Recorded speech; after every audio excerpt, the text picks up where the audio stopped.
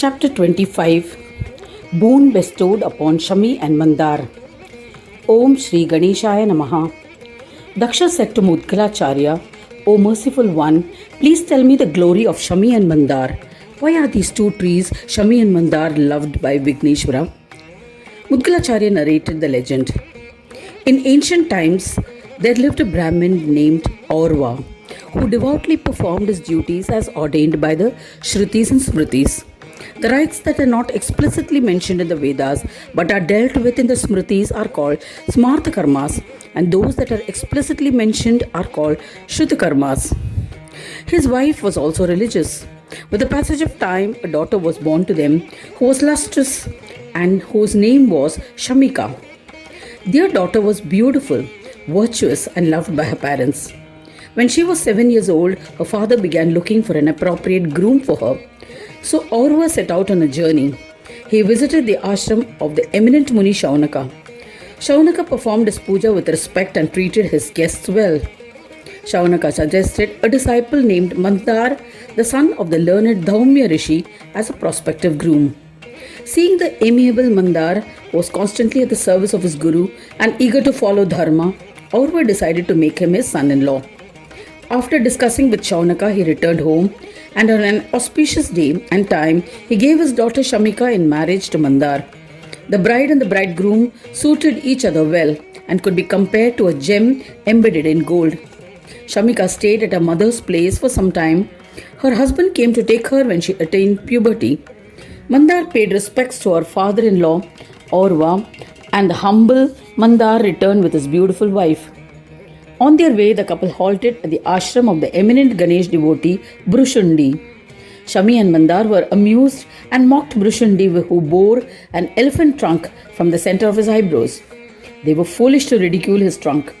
They had committed a sin by insulting Brushundi and invited his wrath. Yogi Brushundi was enraged and cast a curse on them. O lowly Brahmin, you have ridiculed my trunk. You have indirectly insulted Gajanana himself. Therefore, you are deserving of my curse. By laughing at my trunk with ridicule, you have become my enemy. Both of you shall turn into trees. Then the husband and wife, with great sorrow filling their hearts, pleaded. They said, It happened in ignorance, please forgive us. O eminent Brahmin, we are your servants, and we plead you have mercy on us.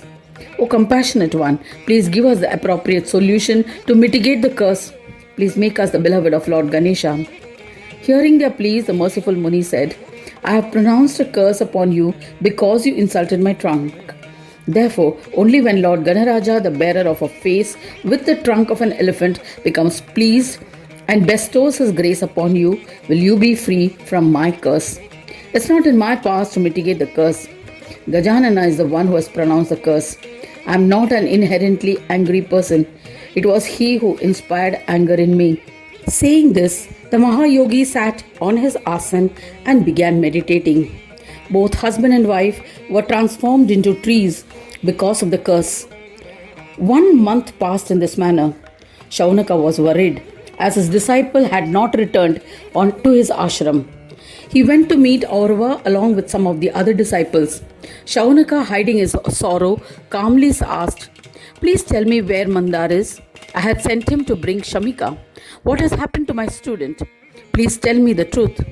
Aurva became perturbed. He said to Shaunaka, I had sent my daughter along with him a month ago. Now how is it that he has not reached the ashram yet? O Shaunaka, everyone became distressed. All of them decided to set off in different directions in search of the couple. They went from village to village and inquired with the villagers. The villagers informed them that they had seen the couple a month back, but were not aware of the current whereabouts of the travelers. During their search, they reached the pleasant ashram of Brushundi. It was noon. They wanted to rest. They saw 2 trees, and Shaunaka, Aurva and others rested in its shade. Shaunaka meditated by the powers of meditation. He comprehended the events that had occurred. The curse of Brushundi had converted Mandar and his wife into the 2 trees in the ashram. He told all present about this and asked them to return. Shaunaka and Aurva were extremely distressed. They immersed themselves in the worship of Ganesha by observing austerities. They observed a strict fast, meditated on Ganesha with great devotion to appease him so that he may free Shami and Mandar from their curse. After 12 years, Gajanana, pleased with their penance, manifested before them to grant them boons. Seeing Vigneshwara, Shaunaka and Aurava were ecstatic. They offered pranams and extolled Ganadyaksha. To Gajavadana, to Vignesha, to Paramatma, to the Boundless One, to Mahesha, to Heramba, we bow to you. To the one who helps in crossing the ocean of samsara, to the destroyer of Moha and Maya, to the Lord of Brahmas, to the bestower of yoga, to Shiva and other devas, we bow to you. To Jeshta Raja, the supreme monarch, to the one whose idol is revered by all, to the Lord who is worshipped foremost, to the one who exists in the end, we bow to you. To the mother and father of all, to the one without a beginning, to Paramatma, the supreme spirit, to Swanandavasi Ganesha, we bow to you. To the one with ears like winnowing fans, to the valiant one, to Lambodara, to Dundi, to the one who destroys the obstacles of his devotees, to the one who creates obstacles for the non-devotees, we bow to you. To the Lord of Brahmas, to the one who bestows divinity, to the Lord of Yoga, to the one who is a form of peace, to the one who bestows peace, we bow to you.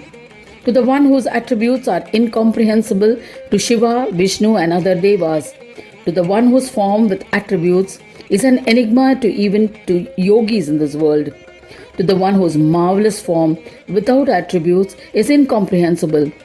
How can we extol you? O Gajanana, be pleased with us and grant us the boon that Dhaumya's son Mandar be uplifted. Grant that Aurava's daughter Shami, his wife, too may be blessed with redemption. Both have become trees due to a curse pronounced by Brushundi. Grant that they may be transformed into human beings again. O Heramba, may their ignorance be removed through devotion to you. We are all servants at your holy lotus feet. Please heed to our humble request.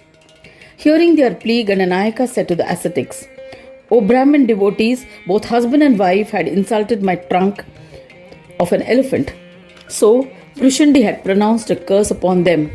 Brushundi is a profound devotee of mine, and his words cannot be untrue. He is more important to me than myself and beloved to me. When anybody insults him, he does not get angry. But if anyone insults me, he is unable to tolerate it. Therefore, I cannot make this curse ineffective, O best of Munis. Since you have won me over by your penance, I shall grant an important boon for your welfare. I shall forever reside in the roots of the trees of Shami and Mandar. Amongst all trees, devas will worship them as my form and they will be revered by all. The sight or touch of these trees will destroy all sins. These holy trees will be loved by me in all aspects and will be liked by all devas. They will become the king among trees, O Mahamunis. I shall always fulfill all desires of Brahmins who worship me by offering the leaves of a Shami tree. I shall be pleased even if a single flower of Mandar tree is offered to me with devotion and grant whatever the devotees wish for. Just as my worship is incomplete without the offering of Durva grass, in the same way, from today, if I am not offered the leaves of Shami and flowers of Mandar at the time of worship, the puja will be considered incomplete. If anyone offers a leaf of the Shami tree or a flower of Mandar tree, then his worship will be considered as successful and he will be blessed. Offering a leaf of the Shami tree earns merits equivalent to merits earned by performing 100 yajnas. I shall always be pleased with a devotee who offers Shami leaves or flowers of the Mandar tree. They will reap indescribable fruits. By worshipping some Shami tree or touching and bowing to a Mandar tree with devotion, 7 generations of the family will be benefited and they will attain the abode of Swananda Loka. The merits earned by circumambulation of a Shami or Mandar tree will be equivalent to the merits obtained from circumambulation of the 7 continents of the earth. If one performs circumambulation of this tree with absolute faith and devotion, then he shall obtain merits equivalent to merits earned by donations of 100 pieces of land. What more can I say? This tree will be my own form. These trees will be holy amongst all faunas. The glory will be difficult to describe. Anyone who considers Shami or Mandar trees as commonplace will be deserving of hell. Anyone who looks at Shami or Mandar tree and does not offer pranams or performs its circumambulation will lose his earlier merits. Anyone who chops a Shami or Mandar tree will have committed a sin, and in the end he will go to hell. There is no doubt about it. Anyone who breaks the leaf or branch of these trees will also go to hell. Seeing such a person will also become sinful. Anyone who abuses Shami or disrespects the Mandar tree will become depleted of everything. In the end, he will go to hell. One who looks at Shami and Mandar trees as my form will be blessed with various pleasures in this world, and in the end will be liberated. He shall be blessed with attainment of Swananda Loka. A devotee who sows the roots of a Mandar tree as my Shaguna idol, which possesses form with attributes, and worships that idol will be immediately blessed with my darshan. My idol, which originates from the root of the Mandar tree, will be the bestower of all siddhis and cannot be compared to any other idol. An idol from the root of Mandar tree must be worshipped by offering leaves of Shami and flowers of Mandar and Durva grass. This triad bestows extremely rare benefits. A devotee who conducts his puja with all the three offerings, Shami leaves, Mandar flowers, and Durva grass, will be comparable to me.